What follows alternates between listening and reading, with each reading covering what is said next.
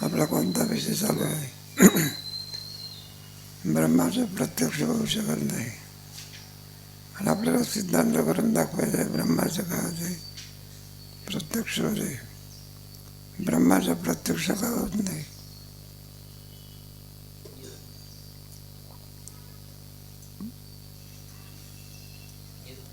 प्रत्यक्ष होण्याकरता नाम रूप वगैरे काहीतरी असावं लागते.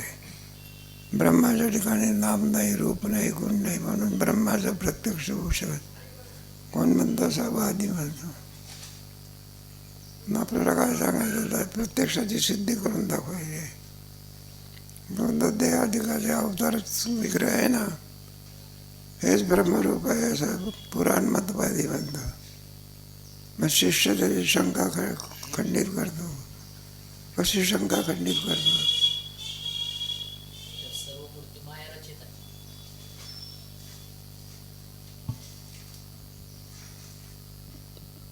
ब्रह्माचा प्रत्यक्ष सगुण विग्रह जे आहे ना, तेच ब्रह्मरूप आहे असं म्हणा.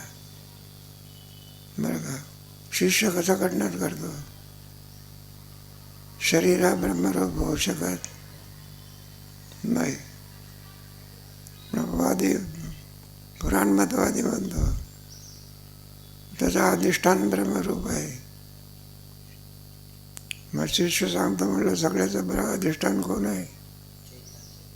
ब्रह्मरूपच आहे की. मग अवतार शरीराच्या ठिकाणी अलौकिक सामर्थ्य असते. एवढ्यावरून शरीर ब्रह्मरूप होऊ शकत नाही.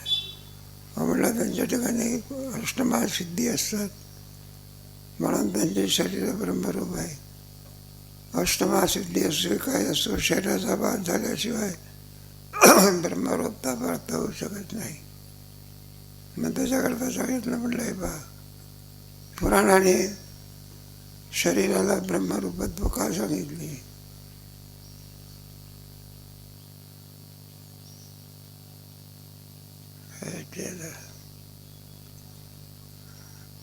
अरे ब्रह्मरूपता का सांगितली? जीवांची शरीरे ही पुण्य पापाच्या अधीन आहेत आणि देवांची शरीरे पुण्य पापाच्या अधीन नाहीत. एवढंच सांगितलं. जीवांची शरीरे भूतकार्य आहेत, देवांची शरीरे भूतकार्य नाहीत. जीवाला आपल्या ठिकाणी अहममाचा अध्यास होतो, देवांच्या ठिकाणी अहममाचा अध्यास नाही. आणि जीवाला अध्यास निवृत्ती करता श्री गुरुद्वारा उपदेशाची आवश्यकता आहे, देवांना उपदेशाची आवश्यकता नाही. म्हणून अवताराधिकाची देवाची शरीर कशी आहे? या शरीरच ब्रह्मरूप आहे असं सांगितलं का? नाही. शरीरच ब्रह्मरूप आहे असं सांगितलं का? अलौकिक सामर्थ्य असल्यामुळे ब्रह्मरूपत आहे. मग ब्रह्माचं प्रत्यक्ष कसं होतं हा विचार जगा. वेळा ब्रह्मज्ञान झाल्याशिवाय जीवा दुःखातून मुक्त होऊ शकत नाही. मग प्रत्यक्षाची सिद्धी. इंद्रियाचा संबंध झाल्याशिवाय प्रत्यक्ष होऊ शकत नाही. मग इंद्रिय संबंधापासून सुद्धा प्रत्यक्ष होऊ शकते. उदाहरणार्थ सुखदुःखाची ज्ञान आहे, याला इंद्रिय संबंध आहे का? हे बाय खापाचं ज्ञान होते. वृत्तीचा जोपर्यंत संबंध होत नाही तोपर्यंत खांबाचं काय होत नाही. प्रत्यक्ष ज्ञानाकरता वृत्तीचा काय आला पाहिजे? आता तुम्ही इथं मी सांगून राहिलो आणि तुमचा आणखी वृत्तीचा माझ्या सांगण्यावर संबंध नसेल, ऐकूनही तुम्हाला काय होत नाही, ज्ञान होत नाही. मग वृत्तीचा काय भाव लागतो? आहे का नाही? चिळे चोळी शब्दे भारती नाही की जन्मात. मला गोष्ट सांगत होती, वृत्तीचा संबंध झाला नाही, ज्ञान होऊ शकत नाही. माझा थोडक्यामध्ये वृत्तीचा माझ नाही तिला राग करू, कोणता रूप नाही, कोणता गुण नाही, कोणती कडी क्रिया नाही, मग ब्रह्माचा प्रत्यक्ष होऊ शकत नाही. पूर्वपक्ष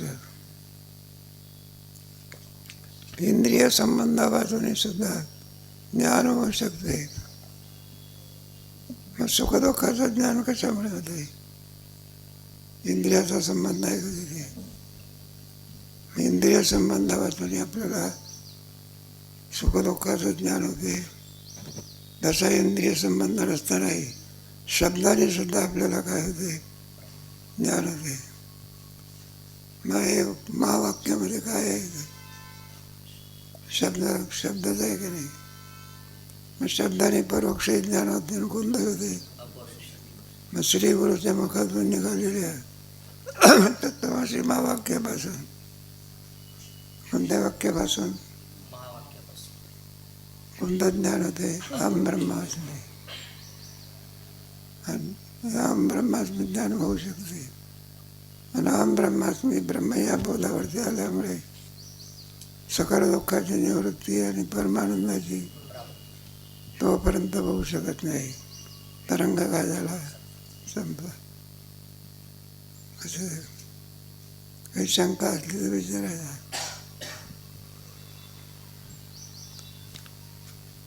एखाद्याने विचारलं तुम्हाला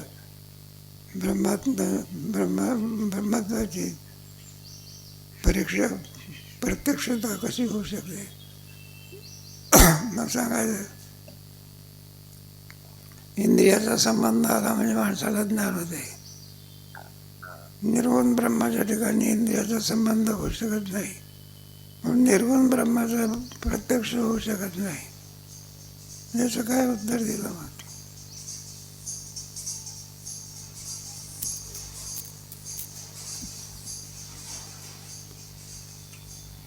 मग इंद्रिय संबंधापासूनही सुद्धा इंद्रियजन्य नसताना देखील सुखदुःखाचं ज्ञान कोणत्याही इंद्रियाने होते.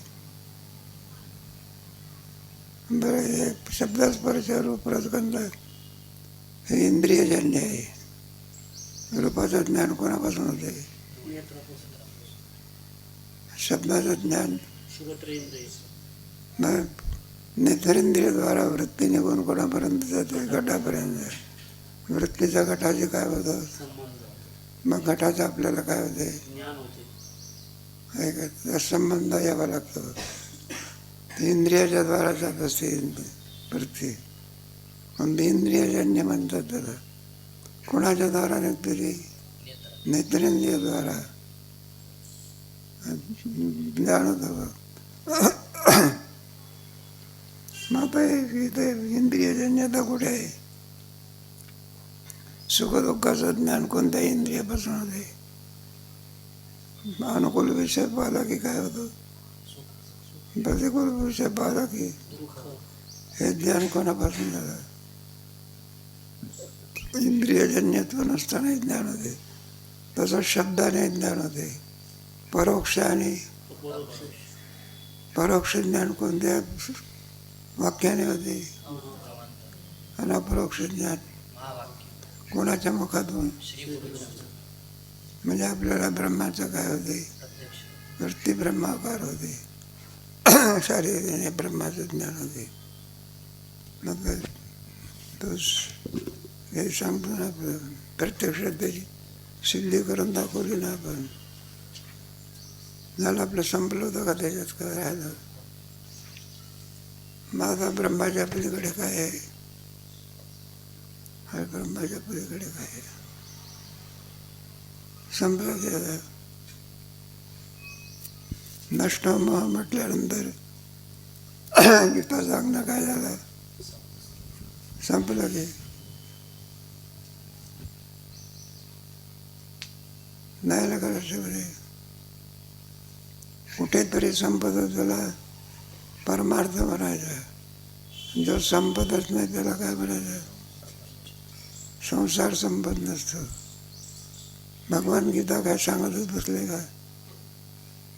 मग शेवटी सांगितलं नष्ट व्हा. गीता सांगणं औषध का सारखं घेत बसायचं असते का? रोग निवृत्ती झाली, औषधाचं काम. कपडा स्वच्छ झाला, साबण लावण्याचं काम. शुद्धेची निवृत्ती झाली, जेवणाचं काम काय झालं? ब्रह्मज्ञान झालं, विचाराचं काम. संपलं. शेवटची अवस्था कोणती? ब्रह्मरूपाला. गीतेच्या दुसऱ्या अध्यायामध्ये आहे ना, तिथं सांगितलं, एकदा ब्रह्मरूपता प्राप्त झाली चित्तप्रज्ञस्य का भाषा, आता पुढे भाषा. असा उपदेश ऐकून तत्वदृष्टीने विचार करून उत्पन्न झालेल्या ब्रह्म अपरोक्ष बोधाने कृतार्थता प्राप्त झाल्याचा अनुभव श्री सद्गुरूस निवेदन करून त्यांचे चरणावर मस्तक ठेवले. संपलं आता. ऐका, यत्र योगेश्वर कृष्ण. गीता काय झाली मग? संपली. मग आता पुढे काय विचारायचं आहे? नदी समुद्राला मिळाली, पुन्हा महात्माच राहते का ती? मग किम स्वरूप त्याची? किम स्वरूप दे समुद्र रूप अपूर्यमानम समुद्र महापवे शांती पूर्णत्व प्राप्त. तरंगा काय झाला? संपला. आता ब्रह्माच्या पलीकडे काय आहे का? दुसरं ब्रह्म आहे का? नरेंद्राचे बाबा मुख्यमंत्री झाल्यानंतर आता कोणती पदवी घ्यायची? अरे मुख्यमंत्री झाल्यानंतर त्याच्या पलीकडे पदवी आहे का? पदव्या काय झाल्या?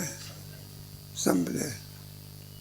नाही तर गेले आपले. म्हणलं नरेंद्र मोदीजी म्हणलं काय आहे, आमच्या गावाला सरपंचाची जागा रिकामी झालेली आहे, अर्ज भरा केला. बाकीची ज्ञानवीर संपली. पुढे चौथ्या तरंगाचे रहस्य. पहिल्या व दुसऱ्या तरंगात अनुबंध चतुष्टयाबद्दल जो उहापोह केला आहे तो सामान्य वेदांत शास्त्र समजणाऱ्या व्यक्तीबरोबर म्हणून केलेला आहे. त्यातील पूर्वपक्ष करणारा जिज्ञासू आहे अशा कल्पनेने केलेला नाही.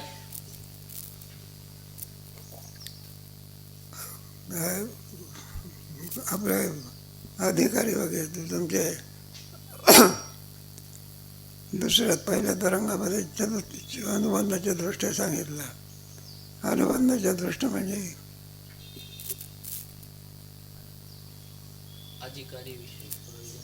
सांगायचं की अधिकारी पुढे विषय, पुढे संबंध आहे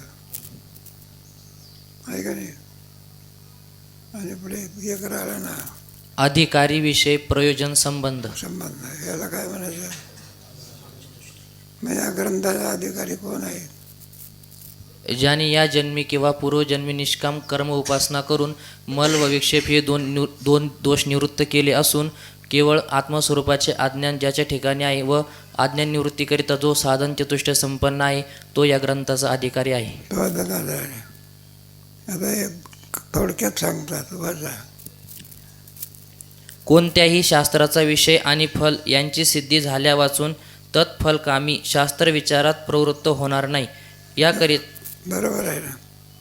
कोणी मनुष्य जो प्रवृत्त होतो तो उगीच होत असतो का फलाचा विचार करतो. आता तुम्ही या ठिकाणी विचारसागर आहे का आले? घरी करमत नाही म्हणून आले का? चला म्हणलं आपलं थोडं ऐकू काहीतरी. मग कशा करता आले? फलाला अनुसरून. कोणी नोकरी धरतो अगोदर विचारतो पगार किती आहे, एकदम फॉर्म भरतो का तो? मग शेतकरी कशा करता पेरतो? शेंगदाणे खात नाही पेरल्याशिवाय पोराने सुद्धा येत नाही.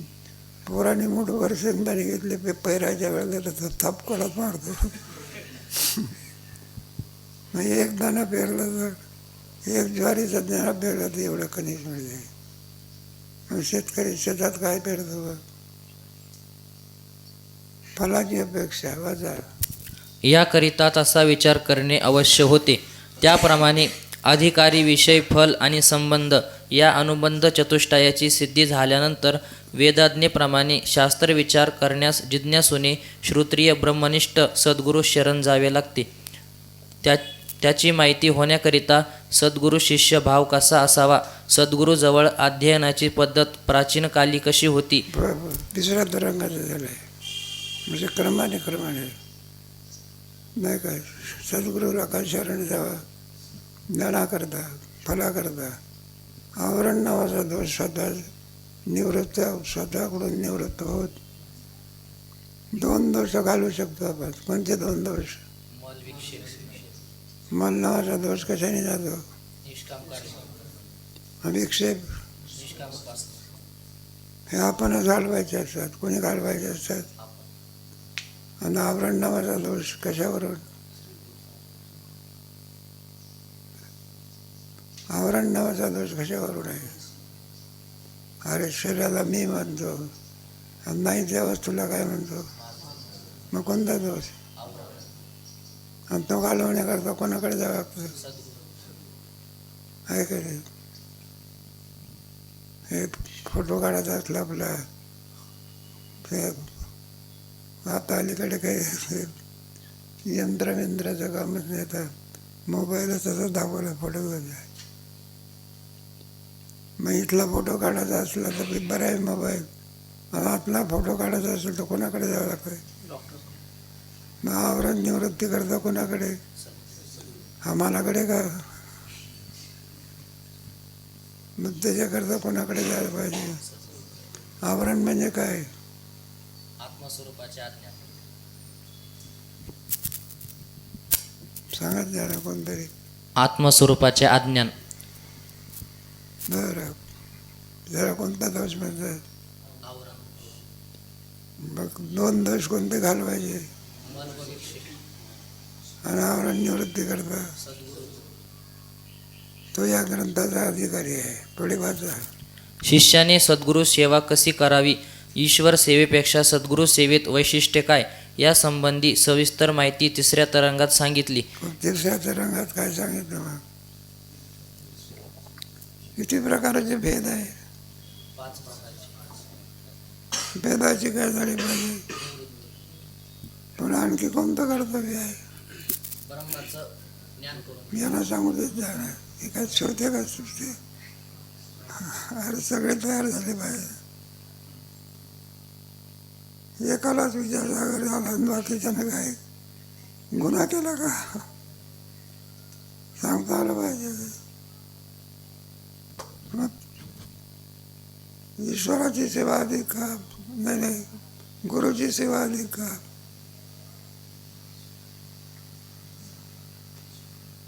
नाही सांग. अरे गुरुची सेवा अधिक का? इतकं सोपं. परीक्षा झाली ना. अरे परीक्षा झाली की ईश्वराच्या सेवेत काय आहे फक्त, आणि गुरुच्या सेवेत 2 लाभ आहे. एखाद्याच्याकडे जेवण घ्यायचं असलं तर विचारतो, म्हणलं तुमच्या जेवणापेक्षा याच्या जेवणात लाभ कोणता आहे? तुम्हाला जेवण हे झालं 500 रुपयाची काय मिळाली, मग कोणत्या जेवणाकडे जातो? मग ईश्वराच्या सेवेपेक्षा गुरुच्या सेवा कशी आहे? अधिक आहे.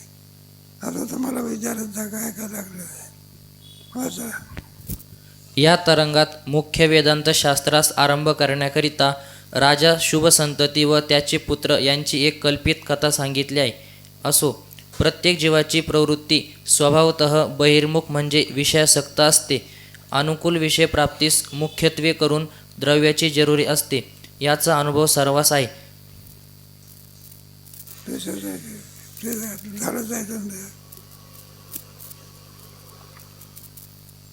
झालंच आहे म्हटलं. शुभसंतती राजा, त्याला 3 काय होते? एका मुलाचे नाव काय होते? रामकृष्ण हरी का काय नाव होते? तत्वदृष्टी, अदृष्टी आणि तर्कदृष्टी. बरं का? वनात कोण गेले मग? ना बाबा कुठे राहिला? मंद वैराग्य. कोणतं वैराग्य? तीव्र वैराग्य असावं. मंद वैराग्य असलं तर ते म्हाताऱ्याचं मंद वैराग्य आहे. मुलाचं कोणतं वैराग्य आहे? मग कशाचा त्याग करून गेले? राज्याचा त्याग करून गेले. केवळ घराचा का? केवळ घराचा का म्हटलं? मग कशाचा? आपण राज्याचा त्याग करून आलो का? मग कशाचा आलो? घराचा कुठला त्याग आहे?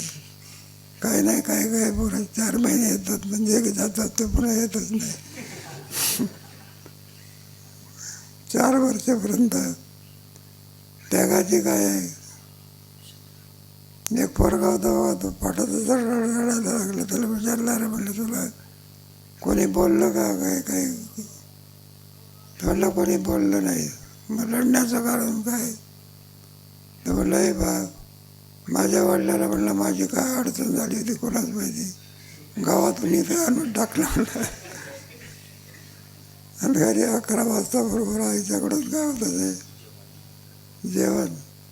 इथं म्हणलं 2 वाजून जाते, काही नाही, वर जायचं खाली यायचं, सगळा भुकेने त्रस्त होतो. माझा विद्या प्राप्त करून घेण्याकरता काहीतरी काय करावं लागतं? त्याग करावा लागतो. विना त्यागाशिवाय विद्या प्राप्त होत नाही. जे केले श्रवण आणि ते होय मनने नवीर. इथं श्रवण करणं एक तुमचं कर्तव्य आहे. नाही, तुम्हाला सांगता कोणाचं आहे? आमचं कर्तव्य आहे. आणि घरी गेल्यानंतर मनन करणं हे कोणाचं कर्तव्य आहे? म्हणणं जर अभाव असेल तर किती वेळेस विचारता करायला तर काही समजणार नाही. वेदांत विचारापासून वैषयिक सुख तर नाहीच, परंतु प्रारब्धाने सहज प्राप्त असलेल्या अनुकूल विषयांचाही त्यागच करावा लागतो. हे पहा, वेदांत विचारापासून नोकरी मिळत असते का? उलट नोकरीचा काय करावं लागतो? त्याग करावा लागतो. हे तरी आपल्या इथं कमी आहे बा. ते आम्ही पंढरपूरला असायच्यामध्ये रंगनाथ महाराजाचं श्रवण, मामासाहेबाचं श्रवण, त्याचा लाभ मिळावा म्हणून लोक नोकऱ्या सोडतात. राम सुखदासजी मोठ्या मोठ्या नोकऱ्या सोडले. म्हटलं असं श्रवण पुन्हा मिळणार नाही. वक्ताच मिळत नाही. मग कोण मिळत नाही? तुम्हाला ऐकायची इच्छा आहे, पाहिजे इच्छा आहे, पण कोण पाहिजे? वक्ता नसले तर काय उपयोग आहे? तात्पर्य कशा करता चाललेलं आहे वाचा. असे असल्यामुळे या निरस अशा समजल्या जाणाऱ्या वेदांत विचाराच्या ग्रंथात अंतःकरणपूर्वक सहसा कोणी प्रवृत्त होत नाही. काही व्यवहार चतुर पुरुष कुतूहल वृत्तीने वेदांत विषयावरील ग्रंथ पाहतात असे दिसून येते. आणि अशा दृष्टीने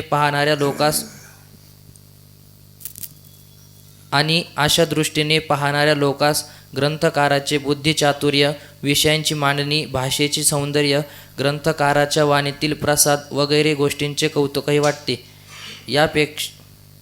यापेक्षा जास्त गोष्टींचा फायदा त्यास होत नाही. बाह्य फायदा आहे. फायद्याचे 2 प्रकार असतात. ग्रंथाचा भेद होणे याला एक लाभ.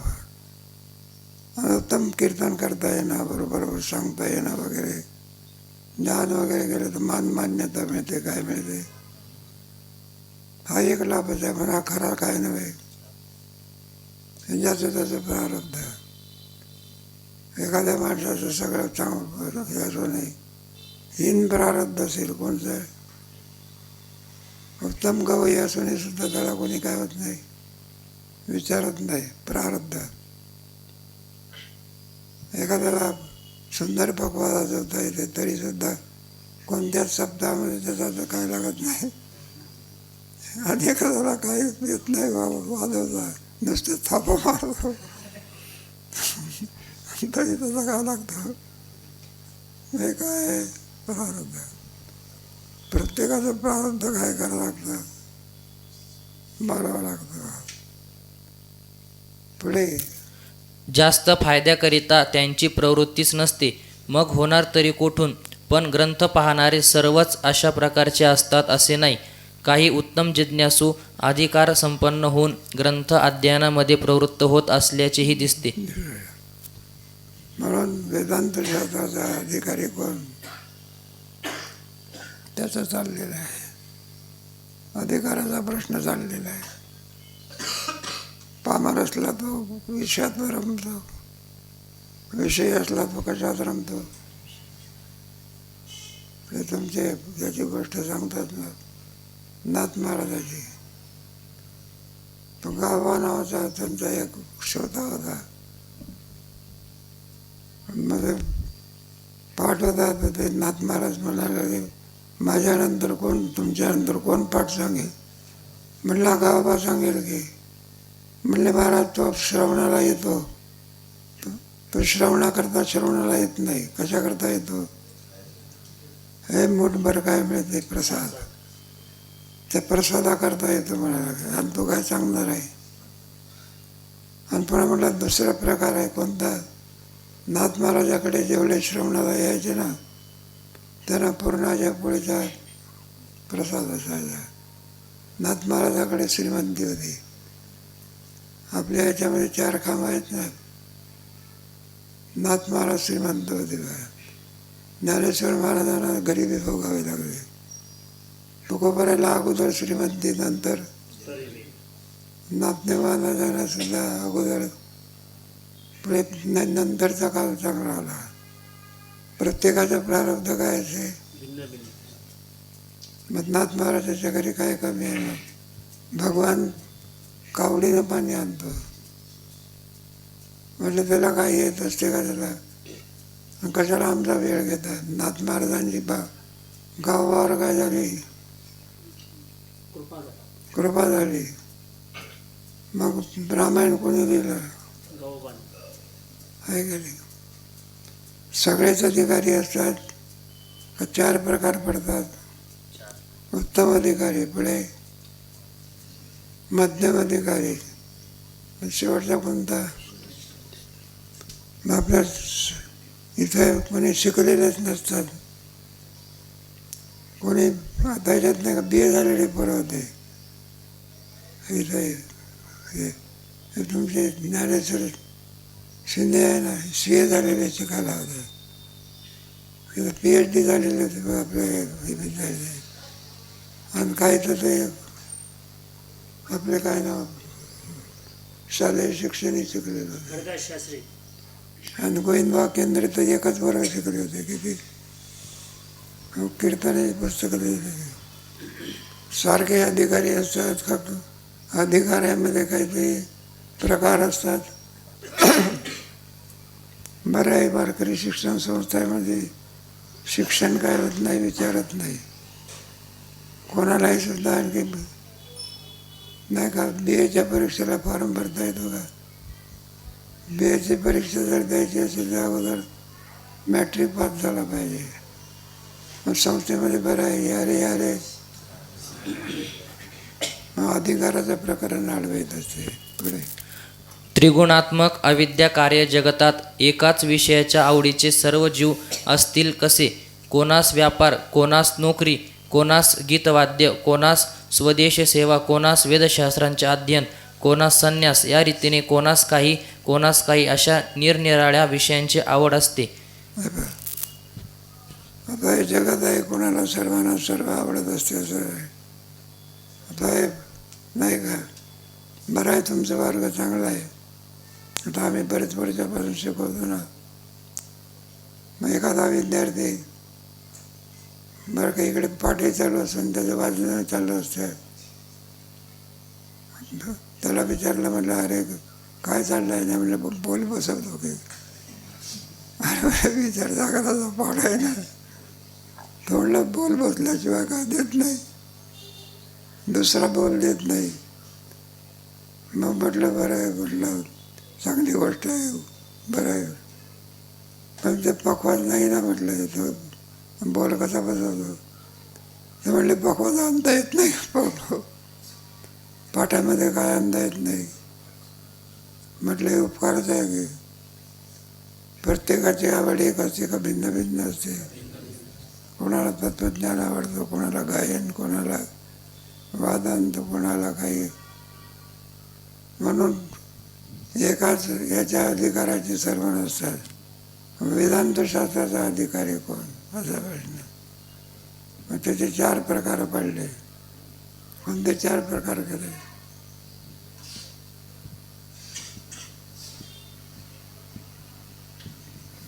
नाही सांगता येत. एक विषयी, एक नाही, पहिला पामर, दुसरा विसरा आणि चौथा. मग वेदांतशास्त्राचा अधिकारी कोण आहे? जिज्ञासू. पामर का नाही?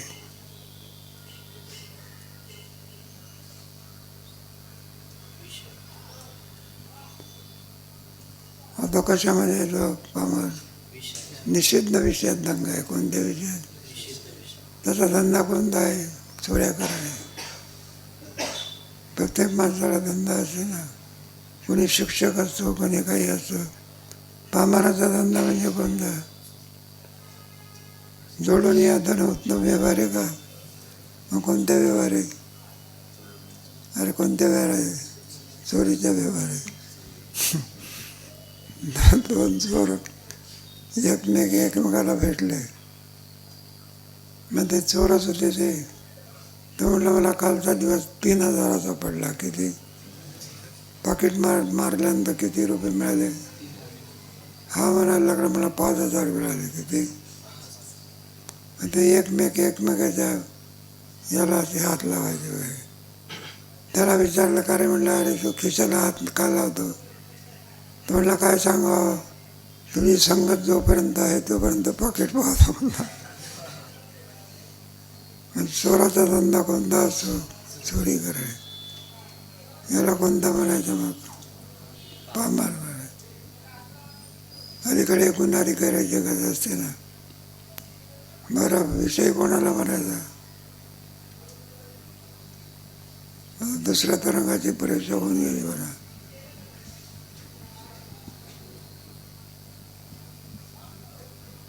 विषय कोणाला म्हणायचा?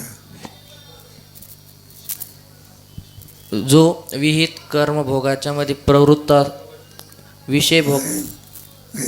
थोडे माणसं आहे का नाही? थोडे माणसं आहे म्हटलं तर आता 1-2 दिवस संख्या अशीच राहणार. विषय कोणाला म्हणायचा? हे बा, विषय आहे ज्याचं साध्य आहे त्याला विषय म्हणतात.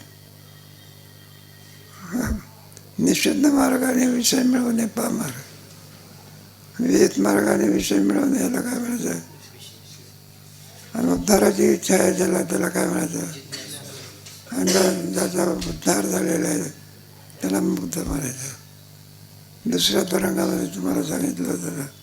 मग या ग्रंथाचा अधिकारी कोण आहे? जिज्ञासू आहे. पुढे त्यात या जन्मी किंवा पूर्वजन्मी काम्य निषिद्ध कर्म त्यागपूर्वक ईश्वर अर्पण बुद्धीने नित्य नैमित्तिक कर्म अनुष्ठानापासून चित्तशुद्धी होऊन व तद्वारा विवेक वैराग्यादी उत्पन्न होऊन ब्रह्मज्ञानाची तीव्र इच्छा झाल्यामुळे श्रोत्रिय ब्रह्मनिष्ठ सद्गुरूस शरण जाऊन वेदांत विचार करणारे मुमुक्षुही आहेत. जगत आहे, जगतामध्ये सर्वच आहे की पामर लोकही आहे, पुढे विषय लोकही आहे, जिज्ञासू आहे आणि पुणे काय. पण चांगल्याची संख्या कमी आहे. हे कुठेही असते नाही का. व्यवहारामध्ये सुद्धा आपण पाहतो कावळे भरपूर दिसतात, एखादा कोकीळ दिसतो का? बगळे भरपूर आहे की कोण? राजहंस दिसतो का एखादा? रस्त्यानं चाललं तर येड्या बाबळे किती आहे. चंदनाची झाडं दिसते का? तो का म्हणे गुण चांगलं कमी आहे, वाईटच काय आहे जास्त आहे. पीक कमी येते, काँग्रेसही गावात भरपूर होते. आता जरा जपूनच बोललं पाहिजे कारण काँग्रेसच्या लोकांना काय आपल्यावर तक्रार करायची. जाऊ द्या. मग या ग्रंथाचा अधिकारी कोण? जिज्ञासू. ज्यांनी बरं का कर्माच्या द्वारा मल नावाचा दोष काय केला? उपासनेच्या द्वारा. विक्षेप. आणि पुढे आता आवरण राहिलं आणि ते आवरण निवृत्ती करता श्री गुरुला काय? तो या ग्रंथाचा काय? त्यांच्या अभ्यासाचा क्रम दाखविण्याकरिता कल्पित गुरु शिष्याच्या रूपाने शास्त्रारंभ केला आहे. त्याचा प्रकार या तरंगात स्पष्ट केला आहे. त्यातील विशेष चिंतनीय विषयाचा विचार करणे आवश्यक आहे. म्हणून तरंग तिसरा झाला. आता तरंग कोणता राहिला? आता चौथा. पहिला तरंग, दुसरा तरंग, तिसरा आणि तो चौथा तरंग आहे. हे शिवसंती राज्याची मुलं बरं का. तेव्हा पहिला तरंग कोणाकरता आहे? तत्वदृष्टी. पाचवा अर्कदृष्टी. सहावा तर्कदृष्टी. तेव्हा तत्वदृष्टी हा उत्तम अधिकारी असल्यामुळे हा चौथा तरंग सांगितला. हा दृष्टी करता पाचवा आणि पुढे तर्कदृष्टी करता सहावा. विचार सारांश सांगितले आहे. जीवनमुक्ती प्रकरण सांगितलं. आता घरी जाऊन थोडे चिंतन करायचं. या तरंगाची परीक्षा कधी होत असते? तर प्रस्थानच्या वेळेला. तोपर्यंत चिंतन ठेवून जिवंत ठेवायचं. हे काम कोणाचं आहे? आणि आलेल्या शंका असल्या तर ते विचारायच्या. आणखी पुन्हा रहस्य आहे ते त्याचा विचार कधी करू? उद्या करू. इथेच थांबा.